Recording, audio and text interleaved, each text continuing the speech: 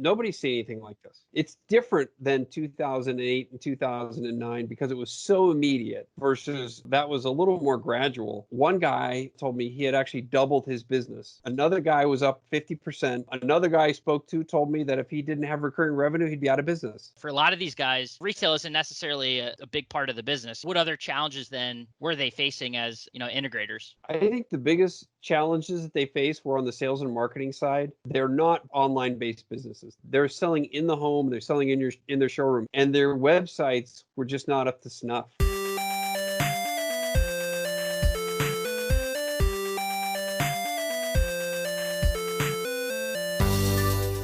CE Pro is a publication that's been around the custom integration space for quite some time and has covered it very successfully. And that right there was Chief Content Officer for CE Pro, Jason Knott, and a guy that he himself has been around and is well known, as a trade media partner in this space, and well respected by members of Nationwide and those who are in the custom installation space. And always great to get to sit down with Jason and talk to him. Just a highly intelligent guy that knows what's going on, and from a product side of things to also the business side. So it's great to kind of pick his brain and get to learn from him what he's seen in conversations with dealers and with manufacturers. And no better time than right now, I think, with lots of learnings to be done as far as how dealers are adjusting to coronavirus and working in this new environment that we're all trying to operate in. So continuing our conversations, our series with trade media partners, would obviously want to have Jason on and get to dive into this thing with him. So he had a lot to share, and excited to get that on record and share it out with you, our audience. Plenty to dive into. Talk about all sorts of business trends, like we said, from coronavirus, but also some new product trends that he's been keeping an eye on, some that have come up because of this. It's neat to see sort of how different spaces are evolving and kind of trends that were emerging get sort of pushed to the forefront because of what we've been going through. So lots to dive into. Jason shared a lot of great things with us, and excited to share that with you. So let's dive into our conversation with Jason Knott of CE Pro.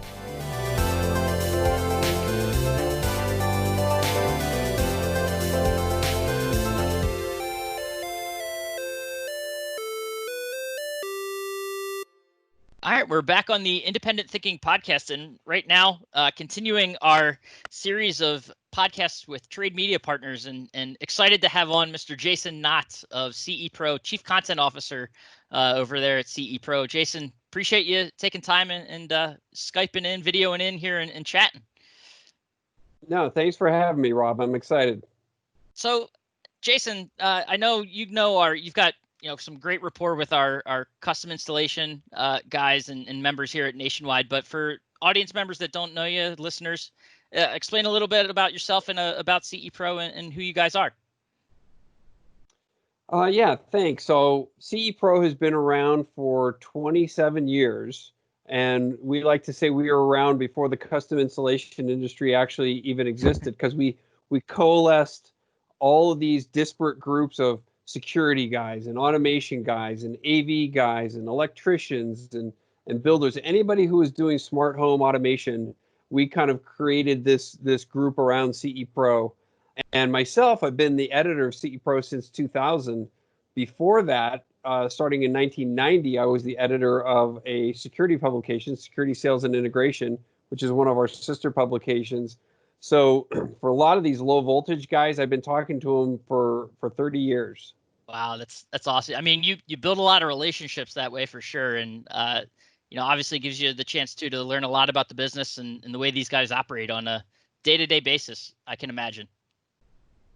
Yeah, it's really a nuanced business. There's so many, and I'm sure from your membership, there's so many different subsystem categories that these guys can get engaged with. There's so many different ways to earn revenue, from recurring revenue through service plans, through monitoring on the security side, through storage, camera storage, through installation. And for years, this was perennially just a business where they, wham, bam, thank you, ma'am, did the installation and didn't hear from the guy anymore. And now it's really progressed to this ongoing relationship that they have with their clients. So it's a complicated business.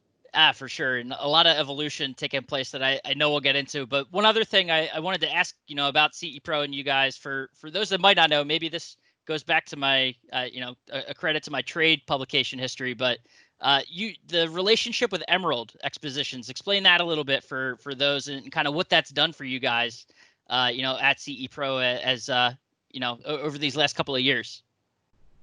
Yeah, so Emerald Expositions, who's the owner of the CEDIA Expo, acquired CE Pro and three of our other publications in August of 2018. So it's really been, a great collaboration because it gets us much more engaged with the audience at the show level. And I think from their standpoint, one of the reasons they looked at purchasing CE Pro was to protect their investment in CEDIA Expo. And this year, it has become even more important because CEDIA Expo has been canceled. All these in-person events have been canceled, and the reliance that the audience has on CE Pro print and especially CE Pro digital has been amazing. Our traffic has literally doubled since Wow. March. Every single month it has doubled from what we perennially would have done in those months.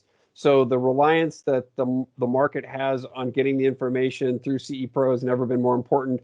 And obviously from Emerald's standpoint, that helps them stay connected with the audience in a year when they're not going to be able to have the show. Yeah, incredible to think about, that impact. Obviously, all going back to COVID and everything we've seen with that, but also just I think a testament to the importance and kind of the awesome work you guys do over there. So, turning to turning to COVID and coronavirus and everything we've seen there. What have these past few months been like for you? I know obviously very different. We're all sort of facing some challenges, but my mind kind of immediately goes back to 08, 09 and kind of what that was. Does this even compare to that? Like how has the impact sort of, been taken from your standpoint, and what are you seeing in your coverage? Well, it's funny because I've been, as I said, 30 years covering this business. And I was just yesterday talking to three guys who cumulatively were over 100 years. Wow. And nobody's seen anything like this. There's no real comparative to compare the situation and the experience that's going on right now. It's different than 2008 and 2009 because it was so immediate versus that was a little more gradual. But at the same time, it's different because I think there's still a lot of underlying fundamentals that are very strong. And I have a lot of anecdotal information.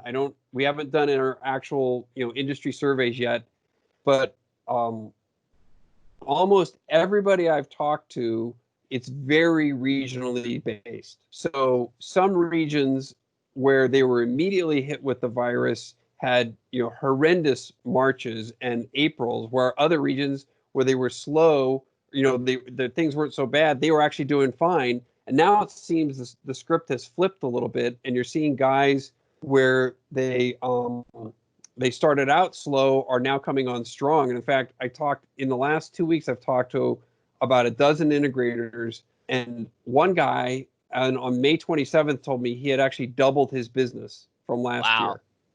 Another guy was up 50%.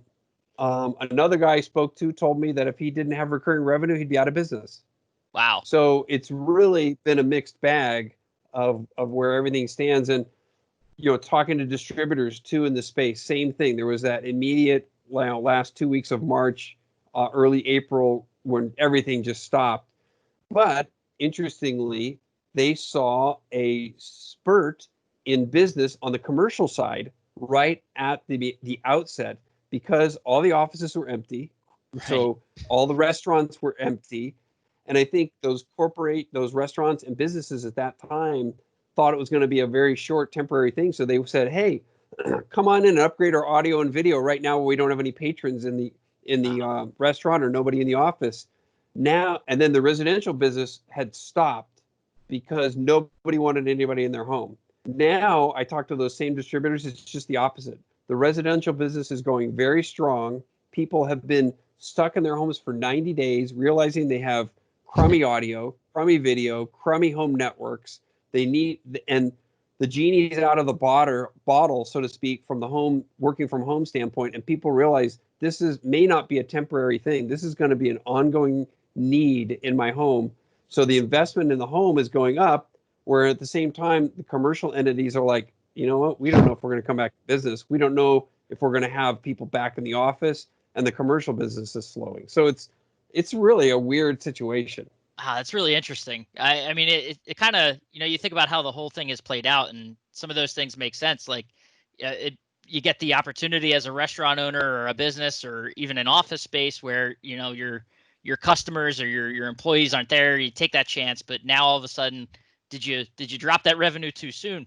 Like if you're not coming back, it's just interesting to think about. But also maybe a tough way to kind of ask this question, because there is so many different challenges that these guys face regionally. But if you had to kind of pinpoint either one or a couple of what some of these biggest challenges were for CI dealers, what did they face as far, because something I don't think maybe the rest of Nationwide's membership might not consider is that for a lot of these guys, retail isn't necessarily a big part of the business. They don't have showrooms necessarily to go to every day, or retail stores. So, they may not have been physically closed down in that aspect, but, what other challenges then were they facing as integrators? I think the biggest challenges that they face were on the sales and marketing side, in that a lot of integrators, they're not online based businesses. They don't sell a lot of online. They're selling in the home, they're selling in their showroom, as you mentioned, and their websites were just not up to snuff. And I think as things migrated to people wanting to see more online, I think a lot of them realized that their websites were not strong. And then the same token, the ability to conduct selling virtually, nobody did that. Now you buy a car without even going and doing a test drive.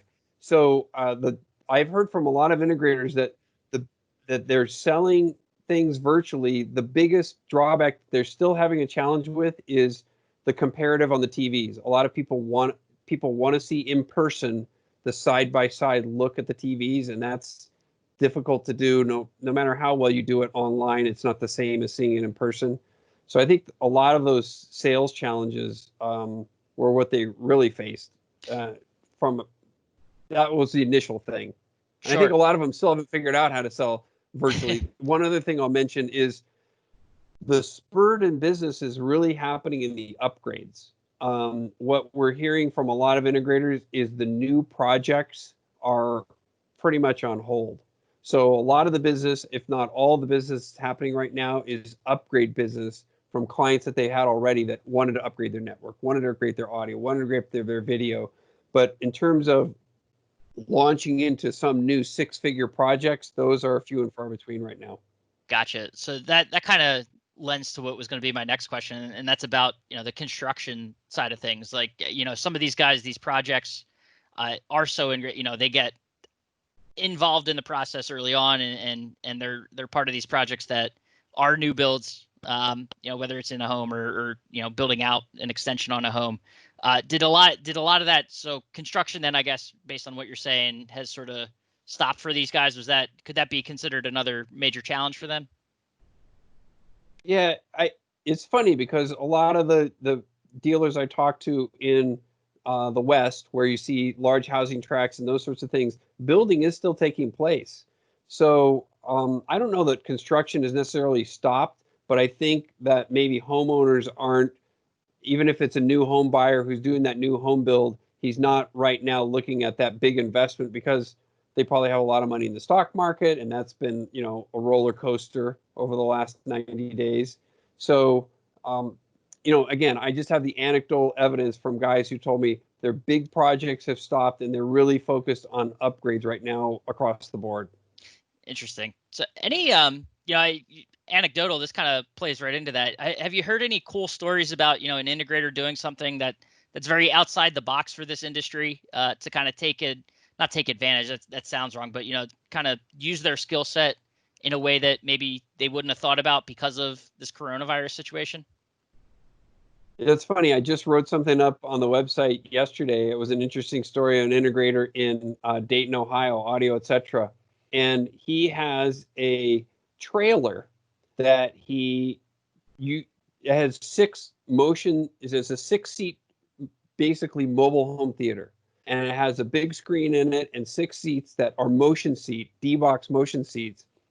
And he only used it for charity events and private outings where somebody might do a silent auction or people would bid on it, and you get a dinner and a movie night in this trailer brought to your home. So he's now converted it to, it's not just for those events because there's not a lot of in-person charity events or golf tournaments and those sorts of things taking place. He rents it out flat out for between $400 and $800 per night for people who can't go to the movies anymore. Wow. So think about it. Nobody can go to the movies anymore. So he pulls up, he has a catered meal, and he pulls up into their driveway, and they get to watch this fantastic movie and a big screen experience with motion seating in their driveway with a meal. And then he, of course, disinfects it between every customer because it's an enclosed space. But he said it's been amazing. So that was a real unique one. Now, in terms Wow. of not so unique, but just in terms of business categories, a couple of things that are interesting. One is voice control. So I've heard from a handful of integrators who said that the demand for voice control is definitely growing because people don't want to touch things. They don't want to touch their door locks anymore. Yep. And they don't want to touch the touch panel and those sorts of things. So they're seeing a lot of demand for voice control. And one of the other things that goes hand in hand is if your home network stinks, your voice control isn't as good. So in order to bring them a quality voice control experience, then they're doing the home network. The other thing, some subsistence category that I'll mention is surveillance cameras. I've talked to 2 dealers who told me they have never installed more surveillance cameras than they have in the last 60 days. A lot of that is fear that comes with maybe some of the rioting that we've seen in the civil unrest, but it also is just the nature that with higher unemployment, historically always comes higher crime. Right. And so the crime may not have happened yet, but people are mentally preparing for that, and dealers are able to accommodate those needs. That's interesting, and I mean, you talk about to your first point about voice control, and then hand in hand with that, the network. Not even just the fact that people are paying more attention to that now, but they're actively using it more. I think about all the people that are working from home, and I think you mentioned this earlier too, just putting so much strain on their technology and doing video calls or video podcasts like this, and really testing what they have out. You kind of get to learn really quickly how good or how bad that was for you, and then who do you turn to but your local AV or CI guy to help you take care of that. Yeah, I talked to one of the suppliers just this morning, and he told me they're in the networking side of the business. They're literally having supply chain issues because their networking, they cannot keep the networking equipment in stock. Wow. So, and the networking is the engine of the car. It's the equation of the engine of the car. If you don't have a solid network, then you're streaming audio, you're streaming video, your automation, your voice, all these things don't perform as well. Interesting. Well, networking is obviously one of them, and you mentioned that being sort of the engine for the home. But are there any other, looking ahead to kind of the way COVID and this pandemic has sort of retooled the way people think about health and wellness and things like that? And, are there other opportunities that kind of moving forward inside the home or things like that a CI guy could look for or sort of take advantage of, as we come out of this? Yeah, a couple of things. You mentioned wellness. I also think the outdoor entertainment space is a strong potential. So I talked to an integrator in Florida who he's in Jupiter Island, where, a dirt lot there is $9 million type deal. Tiger Woods and Celine Dion, that kind of stuff. And he said nobody, of course, wanted him in the home. He goes, but they had no hesitation whatsoever for them to go and do their outdoor projects. So we're seeing not just the outdoor entertainment with the TVs and audio, but landscape lighting that 3 years ago wasn't even a category that integrators touched. And now you can go in and literally put in 5-figure landscape lighting systems for customers. And then wellness, you could go on and on about all the things. I was reading about, I think it was in Women's Day magazine or Women's Health, that the circadian rhythm sleep patterns of people when you work from home is way off because you don't have the commute anymore. So you stay up late. And so they were recommending wellness offerings and circadian rhythm lighting or human-centric lighting. And so I've talked to a couple of integrators who are actually outfitted in their showroom. That's another one of those where I think you got to showcase it. It's really hard to sell virtually. So you got to talk about, the feelings that come from blue light versus yellow light versus those sorts of things. And then, there's all sorts of other aspects to wellness, aromatherapy, believe it or not, soundscaping and sound masking for sleeping. So it's a very diverse category. We're right in the middle of a wellness study actually right now, trying to gauge the growth and interest in the category amongst integrators. That's interesting. And something you brought up there too has me thinking, obviously the showrooms for integrators aren't necessarily retail focused. It's more consultative, and kind of getting people in there to see what's possible and have those project discussions and things like that. There's been a lot of discussion around how the retail experience is going to change because of this pandemic. The showroom experience, is it very similar in terms of kind of keeping things clean and sanitary? Like what are showrooms going to have? Is there going to need to be a lot of change in the showroom because of this pandemic moving forward? I'm sure there'll have to be some change. It certainly won't be as drastic as what has to take place on the retail side, because a lot of the showrooms in our space are appointment only. So you're rarely going to have where you have this flood of people that are coming into the showroom. It's based on appointment. So they're able then, I think, to sanitize the space.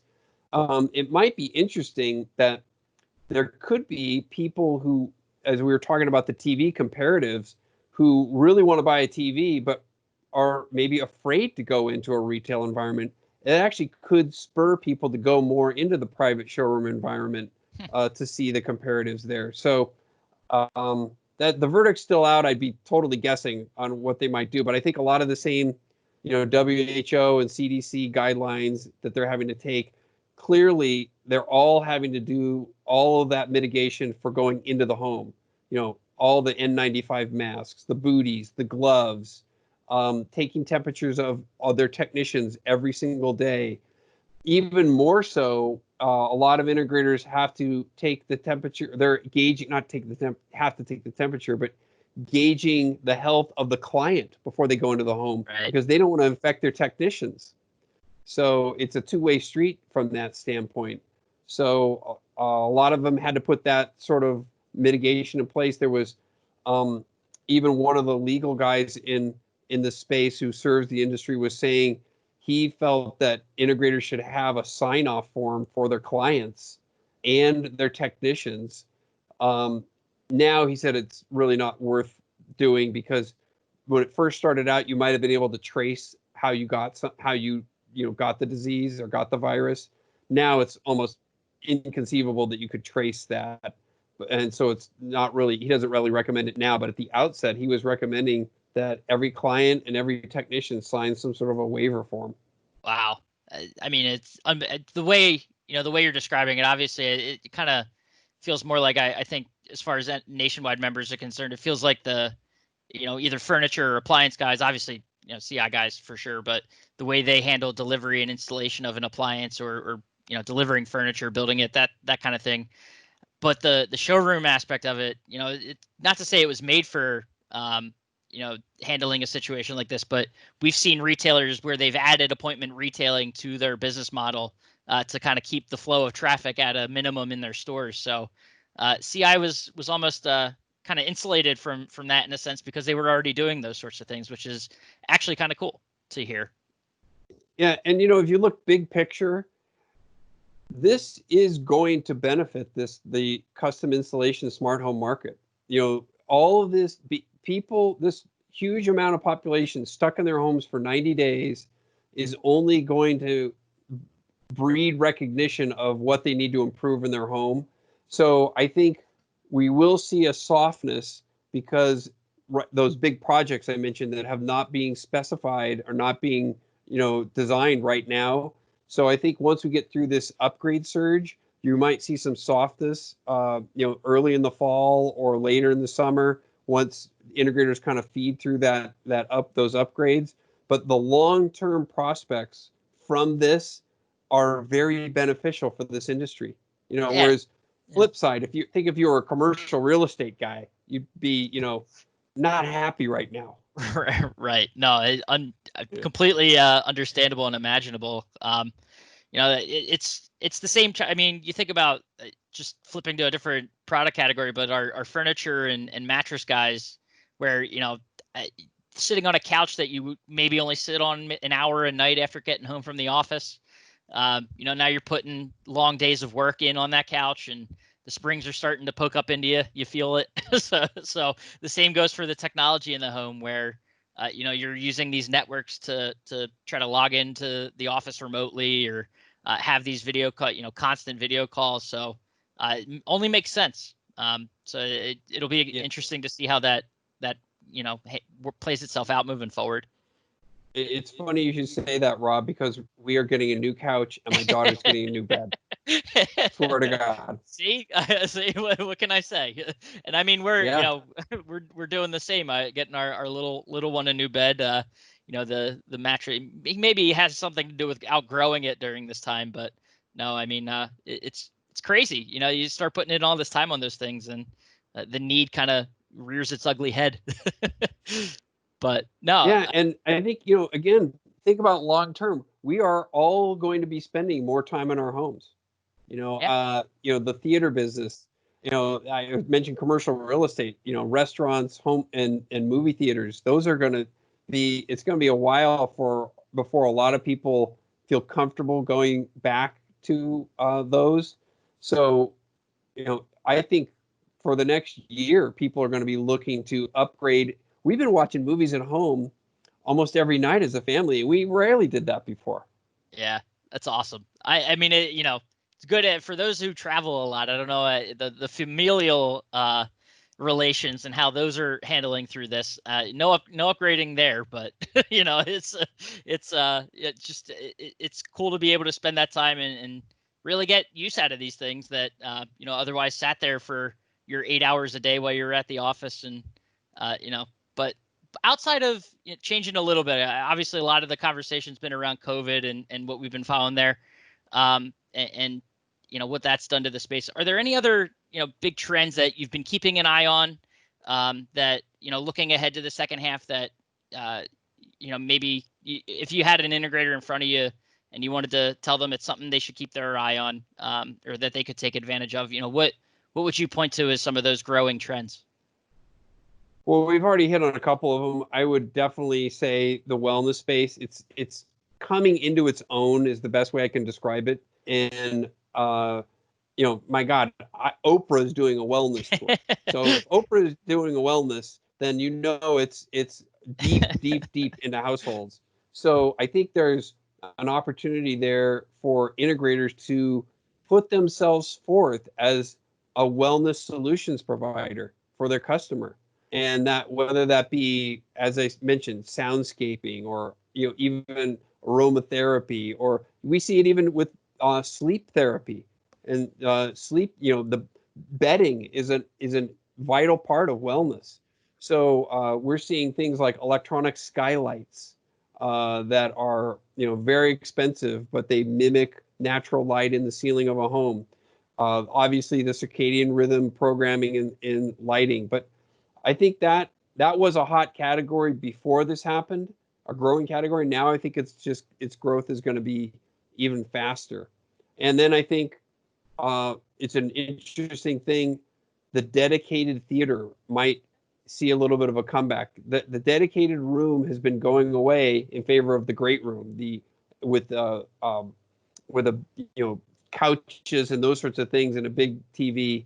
Now, I've heard from several of the manufacturers and several of the integrators about how they're getting demand for dedicated theater space again in homes. So we'll see if that trend continues or not. But like I said, everybody's home watching movies.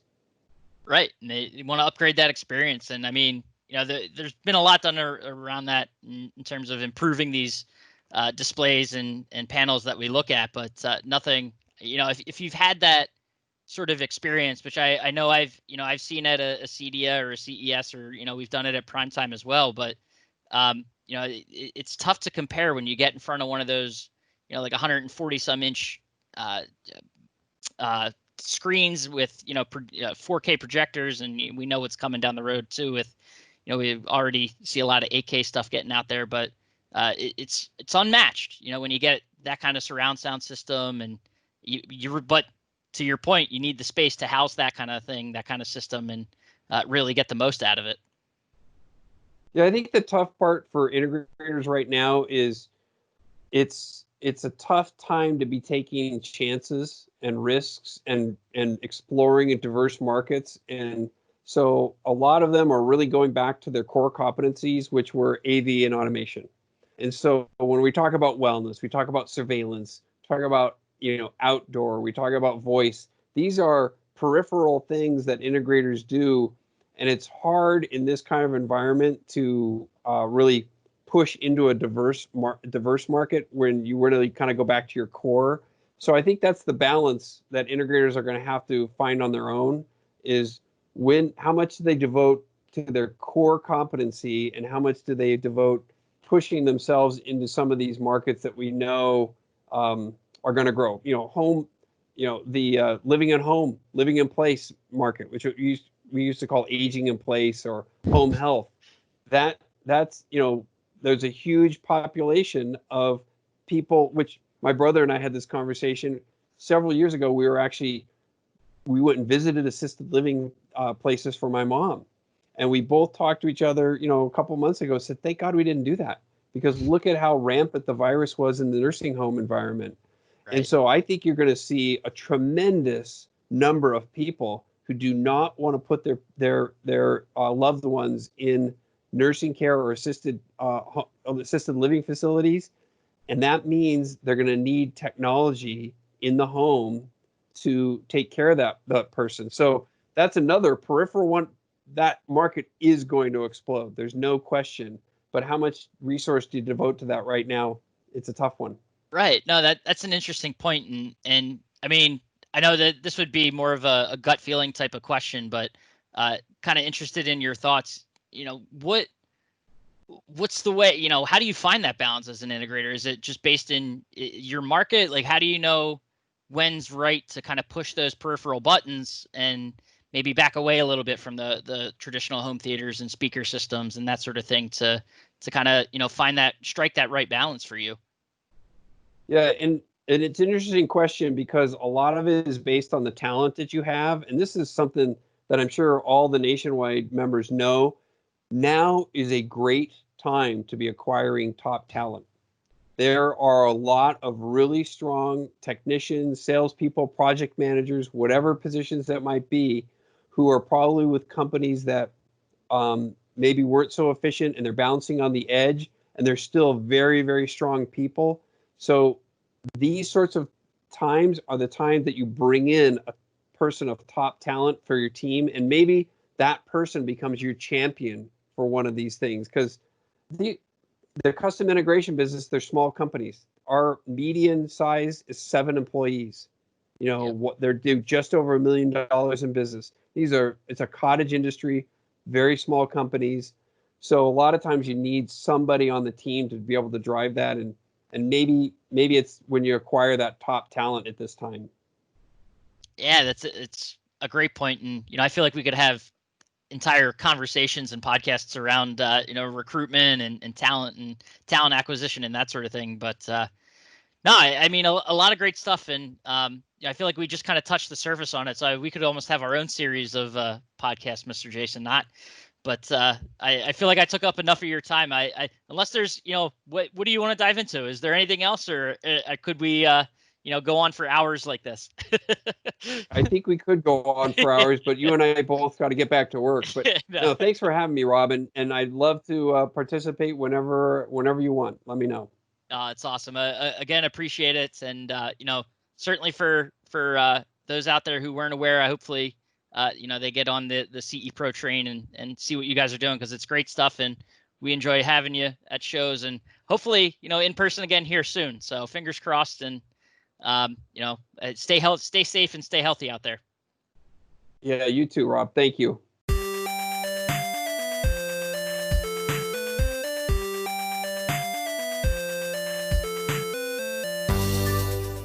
Awesome. And thanks again to Jason for taking time and sharing his insight and wisdom with us, things he's seen from the custom installation side of things and covered in CE Pro. So, hopefully picked up a nugget or two there. Maybe you're in the CI space and hearing about some of those trends sparks some, creativity or ideas that you can kind of take and run with in your own business. So, as always, appreciate you taking the time to listen to the Independent Thinking Podcast, and we will catch you next time.